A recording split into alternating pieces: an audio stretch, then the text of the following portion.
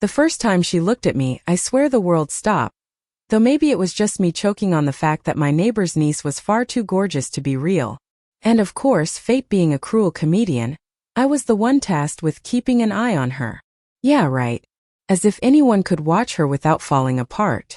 Her name was Emily, and the moment she stepped out of her aunt's minivan, dragging a battered suitcase with one hand and pushing strands of dark hair from her face with the other, something inside me tightened. I should have turned away. I should have minded my business. But the truth? I couldn't. It started with a knock at my door. Mrs. Callaham's elderly neighbor who always wore oversized gardening hats and smelled faintly of lavender stood there, her hands folded like she was about to ask for the moon. "Sweetheart," she said, her voice carrying that mix of authority and warmth only old women seem to perfect. "My niece is staying with me for the summer. She's a handful. Do you think you could look out for her when I'm busy? Just to make sure she stays out of trouble?" I should have said no. I had work deadlines, a life to manage. But instead I found myself nodding. Of course. I'll keep an eye on her. God help me, I had no idea that meant keeping an eye on someone who could make my pulse sprint like I just run a marathon. The first week was innocent enough. Emily waved at me in the mornings, her smile all effortless charm, like she didn't know the effect she had. We'd talk about nothing in particular: coffee, the heat, how boring small towns could be. But every time she laughed, it felt like I was being pulled closer to something dangerous and beautiful.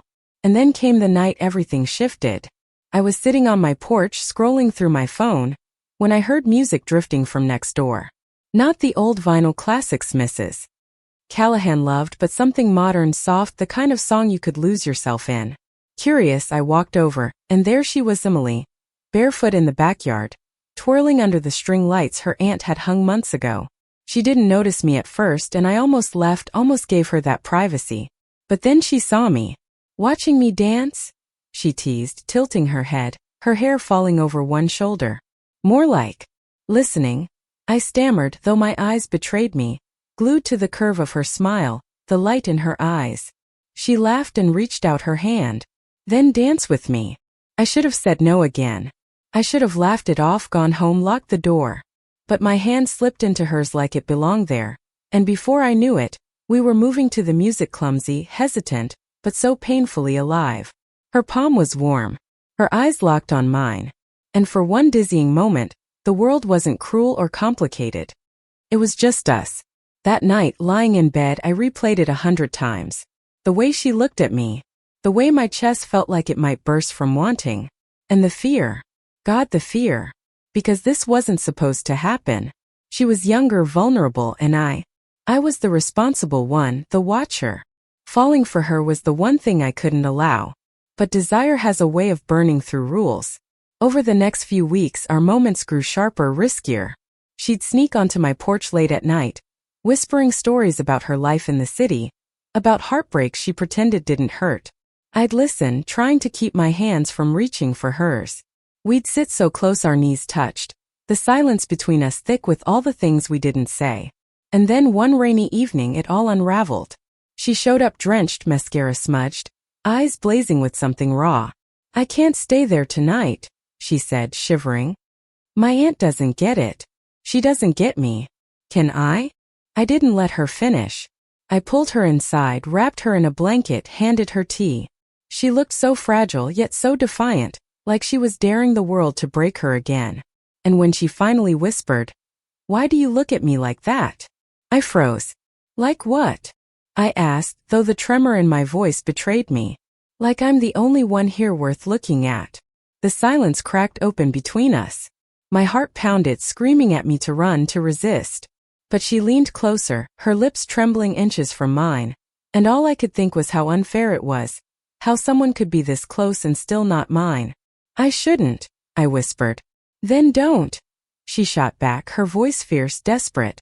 "But if you're going to push me away, do it now. Because I can't keep pretending you don't want me to." And just like that, my resolve collapsed. My lips found hers, and the world exploded into lightning and thunder and every cliché I'd ever mocked. It was reckless. It was wrong. It was inevitable. When we finally pulled apart, breathless, the storm outside had quieted. But the storm inside me had only just begun. because loving her meant breaking every rule. And yet, I already knew I'd break them all. The kiss should have scared me into silence, but instead it echoed inside me for days like a secret I couldn't stop replaying. Emily carried it differently, more boldly, like she was daring me to pretend it hadn't happened. Every glance became charged, every word carried weight. The next morning, I walked outside to water the small row of flowers I kept on my porch. She was there already, leaning lazily against the railing, sipping orange juice through a straw. Her dark hair was tied in a messy bun, a single strand falling to her cheek, making her look maddeningly effortless. "Morning," she said, eyes flicking over me. "Sleep well?" It was such a simple question, but the way she said it made me flush. As well as anyone who, I stopped myself. I wasn't about to confess I'd spent half the night remembering the taste of her lips. As well as anyone who. "What?" she teased, tilting her head. I shook my head quickly. "Nothing.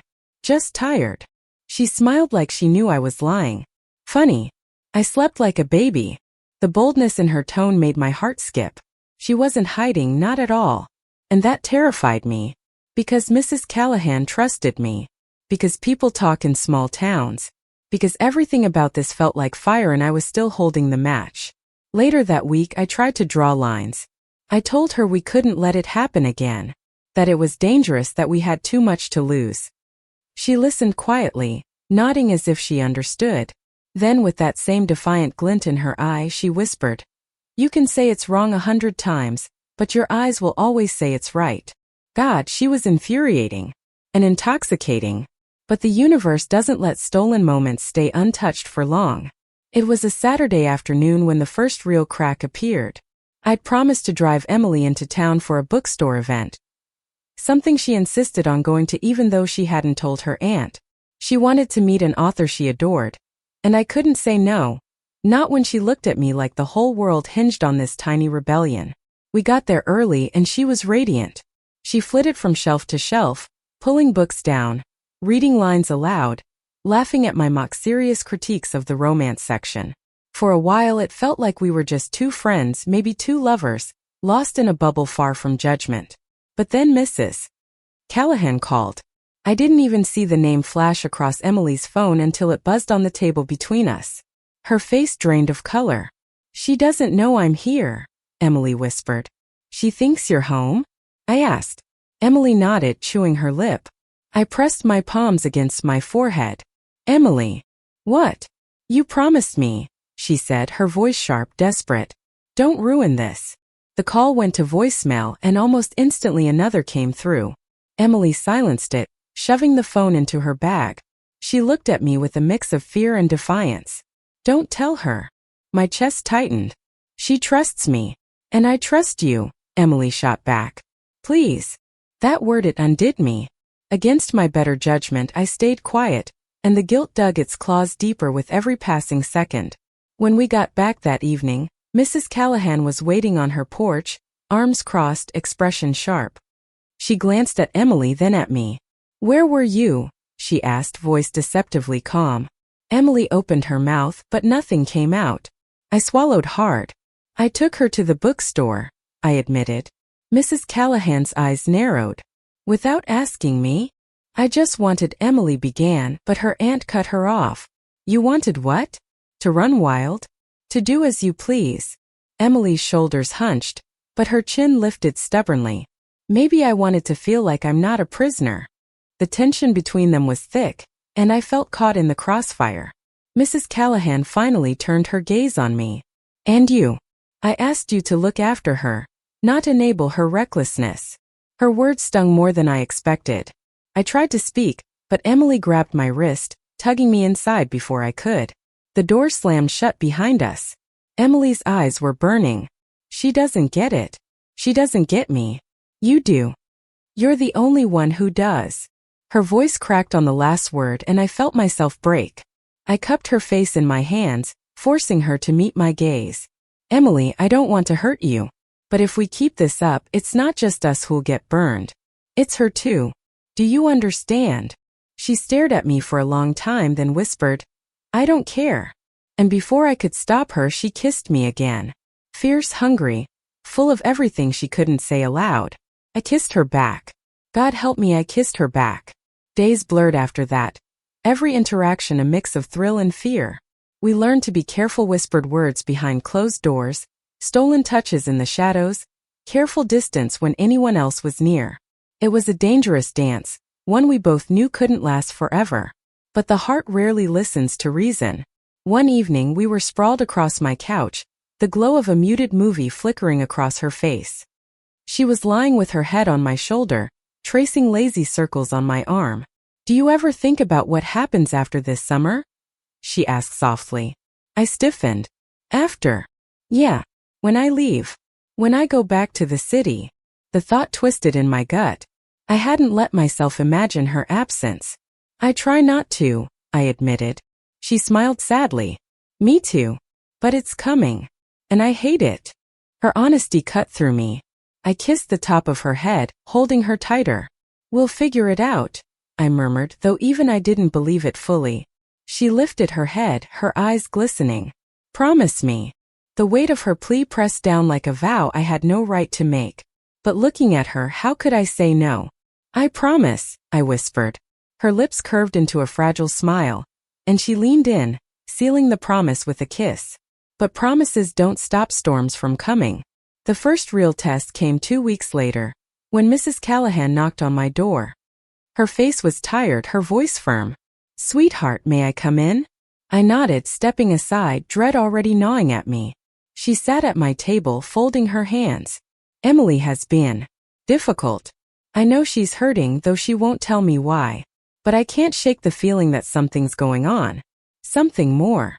Her gaze pierced through me, searching for answers I couldn't give. "You wouldn't know anything about that, would you?" My throat closed. Every instinct screamed to protect Emily, but the guilt was suffocating. "She's just adjusting," I managed. "She's young. She needs space." Mrs. Callahan studied me for a long, heavy moment before nodding slowly. "Maybe you're right. But I'll be watching. And if I find out someone's hurting here or leading her astray, there will be consequences." The warning hung in the air long after she left. I sank into my chair, my heart pounding. For the first time, I wondered if what we had wasn't just dangerous but doomed.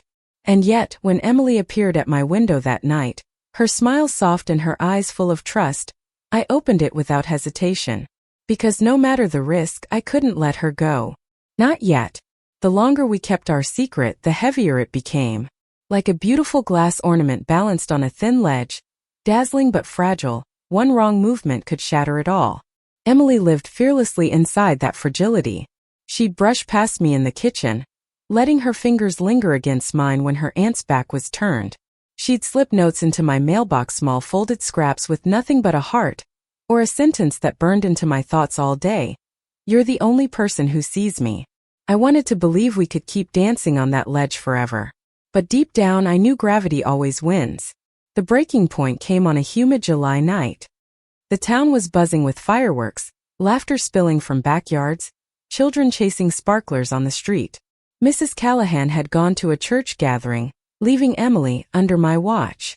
She showed up at my door wearing denim shorts and a loose white shirt that slid off one shoulder, her hair damp from a quick shower, smelling faintly of coconut. She leaned against the doorframe, arms crossed, lips curved in that sly smile that both thrilled and destroyed me. "Take me somewhere," she said. "Where?" "Anywhere. Away from here. I can't breathe in that house." I hesitated. Every rational part of me screamed don't. But then she added softer. "Just, please." So I grabbed my car keys. We drove with the windows down, the warm air whipping through our hair, the glow of fireworks painting the sky in bursts of red and gold. Emily stuck her hand out the window, letting the air rush through her fingers, laughing like a child set free.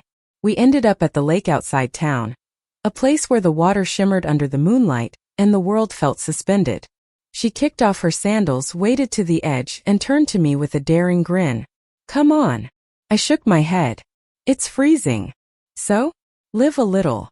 She splashed water toward me, and when I didn't move, she marched back, grabbed my wrist, and tugged. The shock of the cold water made us both shriek and laugh until tears streamed down our faces. And then we were standing there, soaked, trembling, inches apart. Her laughter softened into silence. You make me feel like I'm not broken, she whispered. The words hit me like a blade wrapped in silk. I brushed a strand of wet hair from her face, my thumb grazing her cheek. You're not broken, Emily. You're everything. Her lips parted, and the world tilted as she kissed me slow, deliberate, like she wanted to memorize every second.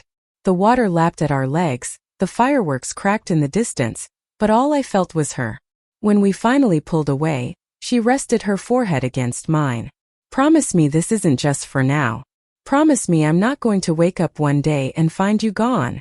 I wanted to give her certainty, but fear gnawed at me. Still, I whispered, I'm not going anywhere. Her smile was fragile, but it lit up the night. We should have left it at that perfect memory. But life never lets you hold perfection for long. 2 days later, the secret cracked open. I was in the grocery store when I overheard 2 women whispering near the produce aisle. Small towns have a way of turning whispers into weapons. Have you noticed how much time she spends with that neighbor? One said. Too much time, the other replied. Not right if you ask me. My stomach dropped. I didn't wait to hear more. I rushed out, groceries abandoned, and by the time I reached home my hands were shaking. Emily was on my porch, cross-legged with a book in her lap. She looked up, smiling. Hey, you okay? No, I said, my voice sharper than I intended. Her smile faltered. What happened? People are talking, Emily. About us. Her eyes darkened. Let them. You don't understand, I said, pacing. If your Aunt hears this spreads, it won't just be gossip. It'll destroy everything. She stood, her jaw tight. So what? We stop. We pretend this never happened? You push me away because you care more about them than about me. It's not that simple, I snapped. Her voice cracked, fury and hurt bleeding through. It's always simple. You love me or you don't. The words hung between us like a guillotine. I couldn't answer. Not because I didn't love her, I did, more than I'd ever admit, but because love alone didn't erase the risk. She saw my silence and flinched like I'd struck her. Without another word, she stormed off, slamming the screen door behind her. That night, my house felt unbearably empty. I sat in the dark, staring at the shadows, replaying every look, every kiss, every promise I wasn't sure I could keep. The next few days were torture. Emily avoided me, throwing herself into chores, spending hours locked in her room. Mrs. Callahan noticed the shift but chalked it up to teenage moods. I wanted to knock on Emily's door, to beg her to understand. But guilt pinned me down. Until one night, a small sound woke me, pebbles tapping against my window. I opened it to find Emily standing in the yard, her face streaked with tears. Can I come in? She whispered. I didn't hesitate. Moments later, she was in my arms, trembling. I can't do this, she sobbed. I can't pretend I don't care about you. I tried, but it hurts too much. I held her tighter, my own tears burning. I care about you too. More than I should. But I don't know how to protect us. She pulled back, her eyes fierce through the tears. Then stop protecting me. Just love me. That's all I need. It sounded so simple when she said it. And maybe it was. Maybe love wasn't meant to be analyzed, rationalized, tucked away like something shameful. So I kissed her again, this time with all the fear, the desperation, the devotion I'd been holding back. And in that moment I decided, no more hiding. No more half measures. If the world wanted to break us, it would have to try harder. But the world was already trying. The next morning, Mrs. Callahan cornered me on the porch. Her eyes were sharp, her voice clipped. I need to ask you something. And I expect the truth. My stomach twisted. Okay. She folded her arms. What exactly is going on between you and Emily? The air froze. My throat went dry. For a split second I considered lying, denying, deflecting. But then I thought of Emily's tear-streaked face, her plea for honesty, for love without fear. I met Mrs. Callahan's gaze. I care about her. Her eyes widened, her mouth tightening. Care about her how? I hesitated, then said softly, more than I should. Silence stretched, heavy and suffocating. Finally she whispered, oh sweetheart, what have you done? Mrs. Callahan's words hung in the air like smoke after a firework. What have you done? For a moment I couldn't breathe. Her eyes were full of shock, but beneath that was something worse, betrayal. She had trusted me to keep Emily safe. And here I was, confessing that instead I had fallen into something that could destroy us all. I didn't plan this, I whispered. I swear I didn't. But I can't lie to you anymore. I love her. Her lips pressed into a thin line. She turned away, gripping the railing like she needed it to steady herself. She's just a girl, she said finally, her voice breaking. She doesn't know what she wants. And you should have known better. I know, I said, the guilt slicing me open. But she's not some child to be protected from herself. She knows what she feels. And so do I. Mrs. Callahan shook her head, her shoulders trembling. I need time. Please just stay away from her until I figure this out. The words were a knife. Stay away. From the only person who made me feel alive? But I saw the pain in her eyes, and for once I didn't fight. I'll give you space, I murmured. She left without another word. That night, Emily stormed into my house, her eyes blazing. What did you say to her? I closed my eyes. The truth. Her jaw dropped. You told her. I couldn't lie anymore. Her anger flared, but beneath it was fear. So what now? She hates us both? She locks me in my room until summer ends? Is that your plan? I reached for her, but she pulled back. Emily, no, she snapped. You promised me. You promised this wasn't just for now. Tears welled in her eyes, and before I could stop her, she ran. Out the door, down the street, swallowed by the night. The hours that followed were a blur of panic.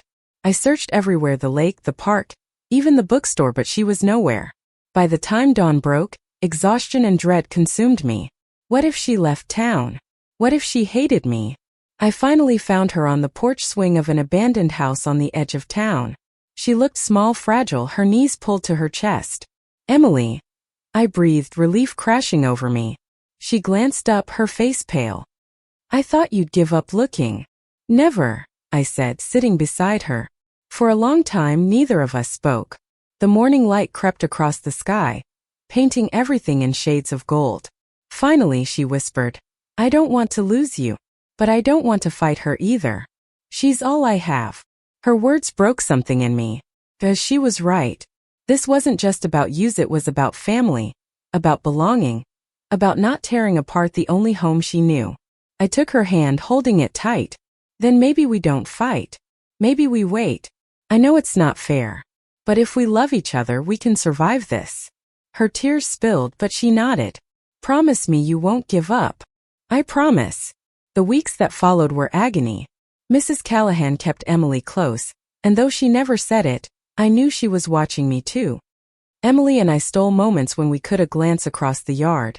A scribbled note slipped into my mailbox, a fleeting brush of fingers when her aunt wasn't looking. It wasn't enough, but it kept us alive. And then summer ended. The day Emily packed her bags was the hardest of my life. We stood in my driveway, the air heavy with everything we couldn't say. Her aunt loaded the car, giving us space but not trust. Emily hugged me, clinging like she might never let go. She whispered into my ear, I'll come back for you. No matter what. I kissed her cheek, my own tears falling. I'll be waiting. And then she was gone. The months after felt endless. The house was quiet, the porch swing empty, the nights colder. I buried myself in work, in anything that kept me from counting the days. But every time I saw the string lights in Mrs. Callahan's yard, I remembered Emily twirling beneath them, her laughter filling the air. I didn't know if she'd keep her promise. I didn't know if love was strong enough to stretch across distance and time. All I knew was that my heart was hers, whether she ever came back or not. Winter came, then spring. Life moved on as it always does. Until one evening, nearly a year later, I heard a knock at my door. I opened it, and there she was. Emily, older, steadier, her eyes still burning with the same fire. She smiled, a little shy, a little fierce. Did you wait for me? I didn't answer with words. I pulled her into my arms, into a kiss that erased the months of emptiness. When we finally broke apart, she laughed through her tears. I told you I'd come back. And this time I believed her. From that night forward, we stopped hiding. Mrs. Callahan was hesitant, wary, but over time, she saw the truth that this wasn't recklessness, wasn't a phase. It was love. And love, no matter how it begins, deserves a chance to bloom. Emily and I built a life together in that small town. It wasn't always easy, but it was real. Porch swings, quiet mornings, laughter that carried across the yard. The kind of love that turns an ordinary place into something extraordinary. Looking back, I realize I never really kept an eye on her. From the beginning, she was the one who saw through my walls, my fears, my doubts. And in the end, that's what love really is. Not protection, not possession, but seeing someone completely and choosing them anyway. Emily chose me, and I chose her. Always. Forever. Thank you for listening. Like and subscribe to get notifications about next videos.